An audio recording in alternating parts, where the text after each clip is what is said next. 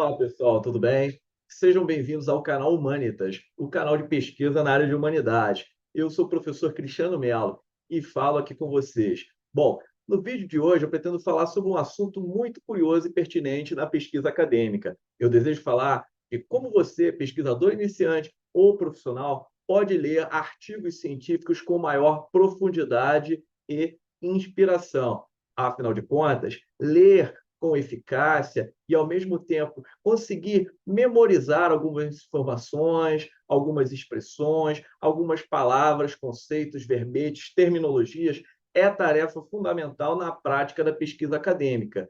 Então, eu creio aqui, como você já está se debruçando na pesquisa acadêmica e precisa ler muitos artigos científicos, fontes secundárias, inclusive já foi fruto de um vídeo aqui no canal, vou deixar o card para que vocês possam ter acesso. A leitura é de fundamental importância e ler com maior eficácia o artigo científico traz bons resultados na prática da pesquisa científica. E também pretendo ilustrar para que vocês possam tomar conhecimento de como essa leitura pode ser feita da melhor forma. Bom, quando nós estamos lendo um artigo científico, seja por qualquer meio de busca, no portal da CAPES, no Google Acadêmico, ou até mesmo por meio na busca de algumas revistas científicas que são publicadas por instituições federais e estaduais, nós precisamos ter a profundidade necessária que envolve a própria leitura. Bom, nós devemos perceber, acima de tudo, os aspectos também paratextuais do próprio artigo científico, ou seja, quem é o autor do artigo, qual a sua filiação institucional, a sua filiação ideológica, política, os autores que o próprio autor do artigo coloca em debate, o título do artigo, o resumo do trabalho, as palavras-chave, abstract, keywords, os agradecimentos que são feitos no próprio artigo, a seleção de imagens, caso haja imagens no artigo, essa leitura das imagens que você também pode trazer à tona, os autores que são colocados em debate, os teóricos, as obras, tudo isso são aspectos paratextuais que, saindo do miolo do texto, ou seja, da parte nuclear do texto, envolve uma interpretação e uma análise mais detalhada. Pois você, quando se debruça no artigo científico e sabe que aquele artigo traz uma necessária bagagem para que você inclua o próprio texto na sua dissertação ou na sua tese de doutorado, você precisa ler com maior eficiência e parcimônia. Bom, eu trago aqui um exemplo ilustrativo para que você possa ter noção de como funciona essa leitura, uma leitura mais eficaz. Peço licença a vocês para compartilhar a imagem do conteúdo. Faz parte de um artigo que foi publicado na Universidade Estadual de Ponta Grossa, na UEPG, um artigo que traz resultados sobre a motivação dos leitores sobre os romances históricos, por que os leitores leem romances históricos, tá?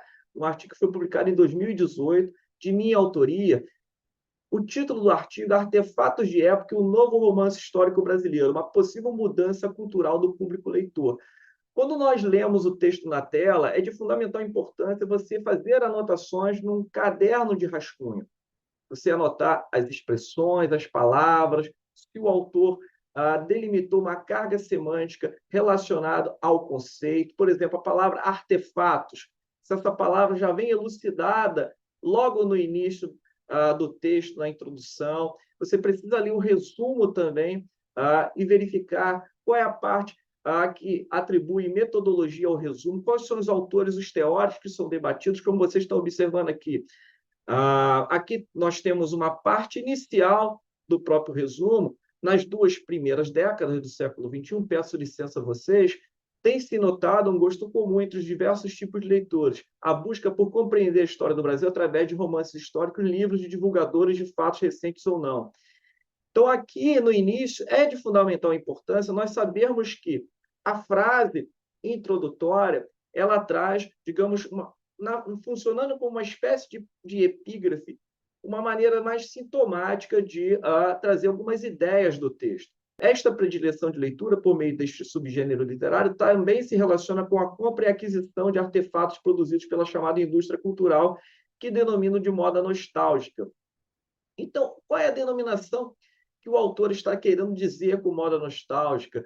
Qual é a denominação que o autor nos traz pela questão da indústria cultural? Quais são os autores debatidos? Quais são os teóricos que são debatidos durante a análise do autor? Então, é interessante que chama a atenção do próprio leitor algumas expressões que devem ser assinaladas num caderno, num rascunho, se você está lendo na tela, se você está lendo no material impresso, é importante você utilizar a caneta marca-texto, ou seja, para que você reforce o conteúdo ali que está sendo identificado. O resumo, você precisa estar sempre atento à metodologia, às contribuições teóricas, à justificativa, o objetivo do artigo, quais são os autores que estão sendo colocados em debate, como estão aqui. Ó. A presente pesquisa averigua em que medida a aquisição de alguns artefatos de época se relaciona com a leitura de romances históricos. Aqui, praticamente, é a problemática do trabalho. Então, nós devemos também observar como essa problemática ela é articulada, como ela é adicionada no próprio texto do resumo. Muitos pesquisadores não precisam ler os artigos na íntegra, apenas aquilo que mais interessa. Isso também funciona como uma forma de leitura dinâmica, ou seja, se o texto ele não é um texto tão que traga uma contribuição à sua pesquisa acadêmica, você pode fazer uma leitura mais rápida, mais dinâmica, e, ao mesmo tempo, apreender alguns conceitos também que chamam a sua atenção, algumas expressões que chamam a sua atenção, e como esses autores também são colocados em debate. Aqui nós temos os autores propriamente ditos, são os teóricos, como balizamento teórico, cada qual ao seu modo, utilizarei os autores Andrés Luiz, que é um professor da universidade, é um professor de literatura comparada, uma universidade na Alemanha, tá? A Beatriz Sarlo, que é uma professora argentina. Nós temos o Peter Buck, que é um autor e um professor inglês. Nós temos o Francisco Fleck, que é um professor de literatura no Brasil, da UniOeste, e Oliveira, que sou eu. Estou aqui jogando também com algumas ideias minhas que foram debatidas na minha tese de doutorado. Porque o artigo aqui que vocês estão observando é um artigo em que eu aprofundo o tema da minha tese, que não foi tão aprofundado durante a minha pesquisa de 4 anos.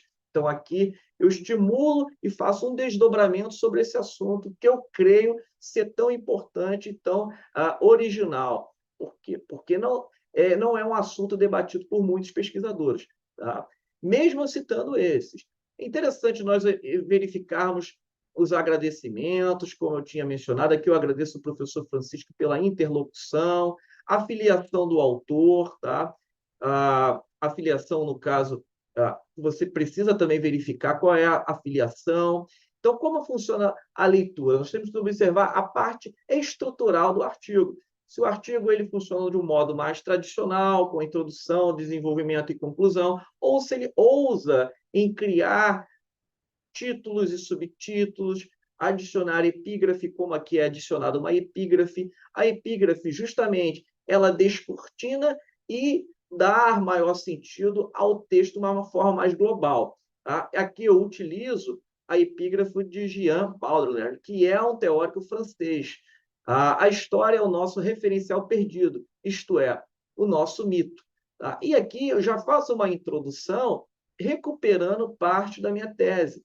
E também funciona de uma forma mais retórica, ou seja, eu recupero um artigo, perdão, uma parte do meu estudo desenvolvido na minha pesquisa de doutorado para justificar o que eu pretendo fazer.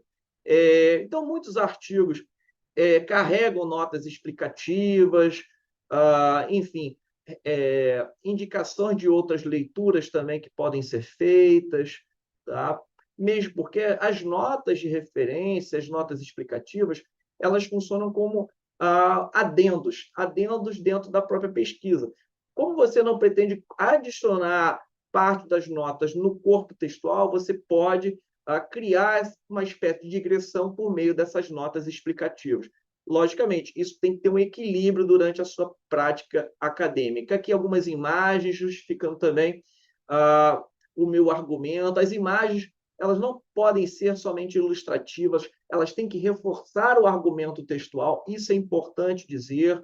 Tá? Então, justamente, nós pretendemos, com essa leitura, verificar as áreas que são ali adicionados, ou seja, os conceitos que são adicionados, como esses conceitos são trabalhados. É importante fazer essa leitura também, tá? E verificar, acima de tudo, as referências que o autor utilizou no corpo do artigo. Tá? Então, nós temos as referências finais, que também exigem busca e pesquisa por parte do leitor, ou seja, você vai atrás dessas referências que foram utilizadas, até mesmo para saber quais são os autores que foram lidos, que foram adicionados, que foram colocados em debate. Eu vou sair aqui da tela para que nós possamos voltar a conversar sobre a leitura eficaz de um artigo científico. Como eu disse lá no início do vídeo, nós precisamos ler com parcimônia, identificando os autores, identificando como eles são articulados no corpo do texto, colocados em diálogo, colocados em debate, verificarmos como o autor utiliza essas palavras para explicar esses autores, esses teóricos também.